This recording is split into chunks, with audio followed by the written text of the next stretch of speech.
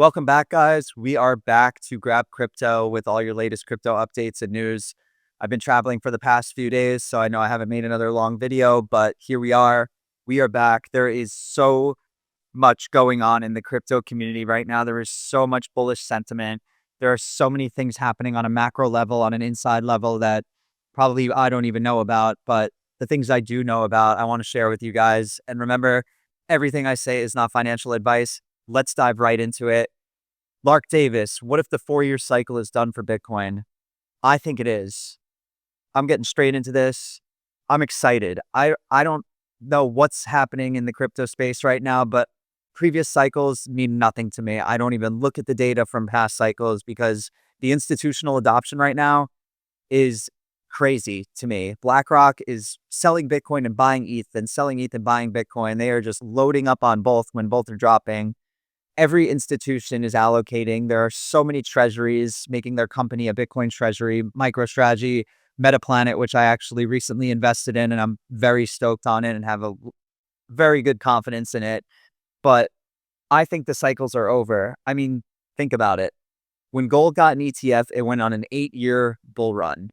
Bitcoin got its ETF when? Last January, 2024.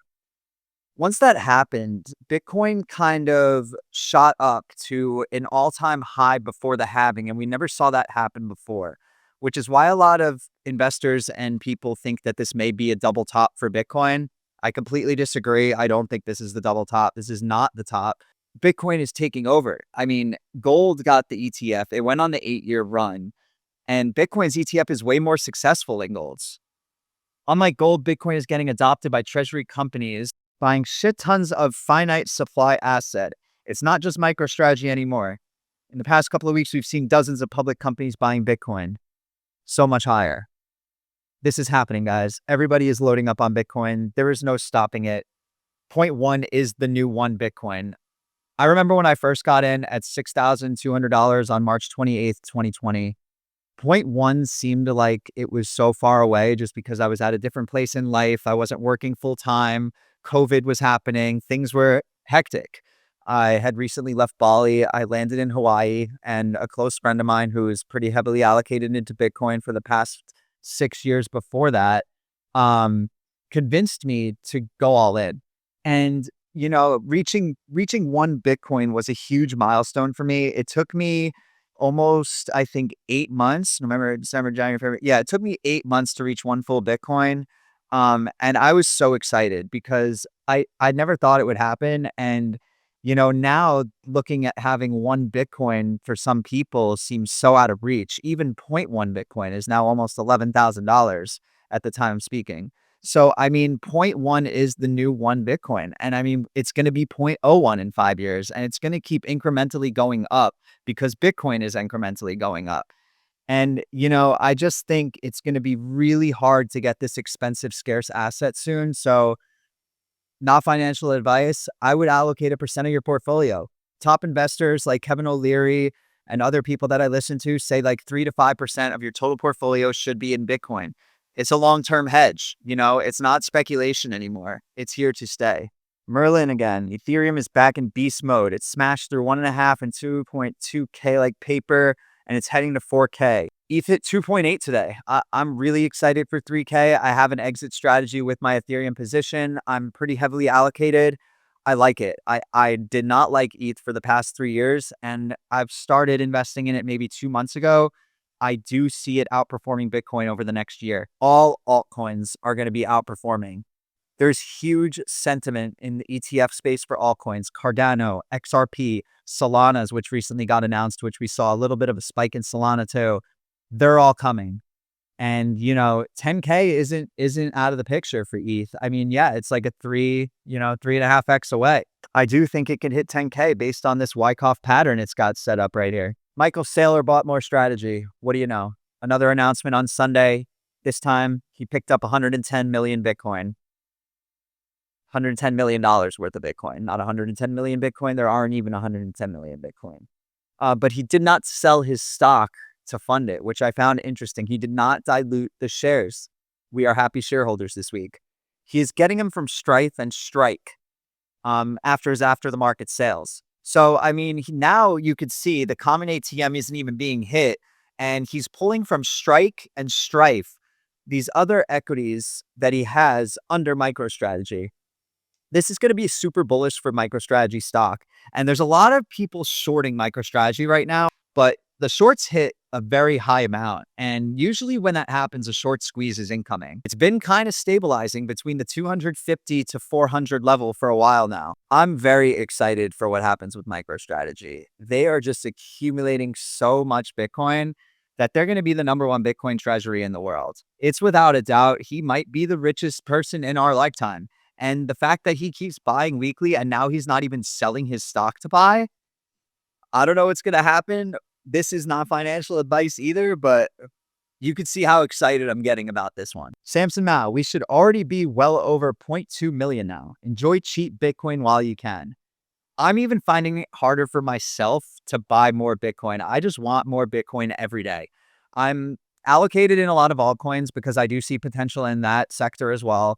I'm managing about 21 different alts right now, but I do want more Bitcoin. And my exit strategy does consist of me getting out of the altcoins and flushing it into Bitcoin within the next year. I do think Bitcoin is here to stay. I think it's long term. I think there's less volatility than altcoins. So my plan is to ride the wave of altcoins till my take profit levels, which I've already have established, which I will share in another video because I think that's important too, and hold more Bitcoin. I mean, it's just getting, like I said before, harder and harder to get. The Fed is ending quantitative tightening. When they announce this, the markets are going to go parabolic. Quantitative easing, cutting rates, maybe printing more. It's all going to flow into crypto, and it's going to be the biggest bull run I've seen in since I've been in crypto. 2021 was huge. I mean, I watched Cardano go from like 3 cents to $3 or something crazy like that. Solana went from $2 to 260. Bitcoin went from 6 to 69K. ETH went from $125 to 4.9K. I'm so interested to see where we go this time. There is just so much money about to pour in, and now you have the most bullish crypto administration in the White House. You have all these laws passing, legislation, everybody coming together. How much Bitcoin do you think it'll take to buy a house in 5 years? Look at the price of a house in Bitcoin versus fiat. Bitcoin being in the orange, fiat being in the blue on this chart. Prices of houses are drastically increasing in US dollar, but decreasing exponentially in Bitcoin. Why? Because Bitcoin is a scarce asset that is exponentially rising faster than we all think. Half of the people in my generation can't even afford to buy a house and are living in apartments. Think about our parents. I'm 34 years old, but my dad bought his first house when he was like 23. Global liquidity hit new highs. M2 is growing, another bullish sentiment factor. Every time this happens, Bitcoin pumps. Bitcoin is following the global M2 supply to like an 80% accuracy level. I don't care who bashes it. M2 is like the #1 guideline to go by when you think, or when you're trying to put a number as to where Bitcoin is going to be. It lags about 60 to 75 days, and it's 80% accurate. I mean, look at the dip we just did. We went from 112 to 100K and bounced right off 100.4, right back to 110. That to me is the most bullish pattern that I wish I got that dip because I missed it. It was so quick. And that's the thing. When Bitcoin shoots, it's going to shoot quick. I wanted 100.4 and the next day it was already back at 106. And I wasn't buying it at that level because that goes against what I'm doing right now. Michael Vandepop, the longest bear market in the history of 4 years for altcoins, and you're still around. I congratulate anyone who's in altcoins right now. We've held through some serious pain. It's been heavy for the past 3 years, and we're finally coming together. These altcoin ETFs, like I said before, are coming together, and I see the bullish sentiment coming. I mean, altcoins are going to rip. ETH is going to lead the way. I know it's going to shake the whole market, and it's going to shock everyone, and it's going to be the most hated rally. Everybody said Ethereum was dead at 1,400.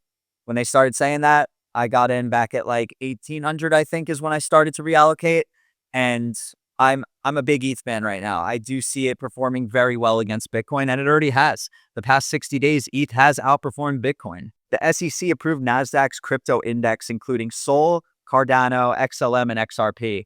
This is huge. I mean, this is like a fund with 4 out of the top 20 cryptos.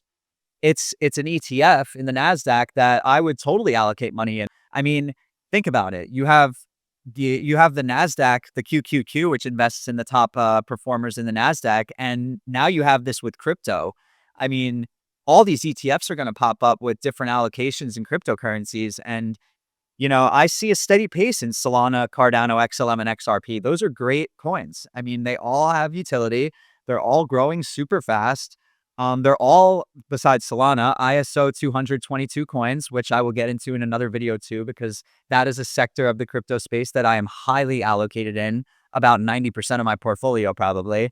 And I don't see these coins going anywhere. And I think if there's an index that could potentially help you acquire all 4 of them, I think that's an awesome thing to see that in the NASDAQ. Ondo surging to the highest TVL all-time high. 1.336 billion locked in TVL with a market cap of 2.53. That is absurd.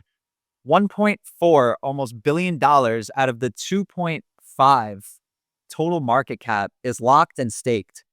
Think about how this is going to squeeze up. Once people catch on to Ondo, and I am making another video on this too, it's coming. I'm just doing my research. I love Ondo. They are doing amazing things. I talk about them in every video. They're my 3rd biggest holding. I'll put it out there. I love it. I love it. The fact that they have this much money locked up says it all. I mean, people are staking and putting their confidence in the company of Ondo Finance. They're bringing everything on chain, and they actually had it happen on the XRP ledger today. Today was the first day I think Ondo brought real life treasuries onto the XRP ledger, which is just the start. Leia Halpern. Bitcoin clearly doesn't care about the Elon Trump drama. Oh, let's talk about that. Last week, I haven't made a video since that, but come on, like the easiest to buy the dip. Come on, the richest man and the most powerful man getting in an argument. If whoever sold their Bitcoin during that, I don't understand. Like, what do you see? A tweet from Elon to Trump or Trump to Elon, and you're like, oh, let me go sell my Bitcoin right now. I just don't understand the mindset of any person who would even think of doing that at all. Like, why would you rush to sell something just because they were feuding a little bit on the internet? It just doesn't make sense to me. If it makes sense to you guys, please drop it in the comments, because I really have nothing further to say on that. Bitcoin is solidifying itself as a safe haven asset. Wait until the Fed cuts the rates. We're just warming up. She's absolutely right. We are just warming up. And James Lavish even said it too, because the richest man in the world is fighting with the most powerful leader. You have no idea what you own. Come on, guys. Like, you really don't. Like, Elon and Trump feuding does not change the fundamentals of Bitcoin at all. It does not change the Lightning Network. It doesn't change what it does. It doesn't change its utility. And it doesn't change the mass growth of adoption nationwide, worldwide, everywhere. It's literally just buy the dip news. Like, I could not have wished I had bought that more. I mean, I missed it, but it's okay. It happens. I can't always buy the dip. But I mean, guys, we have so many good things going on right now, and I appreciate you guys for listening to me. I know this video was a little bit short. I've been busy running around traveling. Drop some comments below. Hit a subscribe if you're not already subscribed. Thank you guys for watching. Stay tuned for the next one.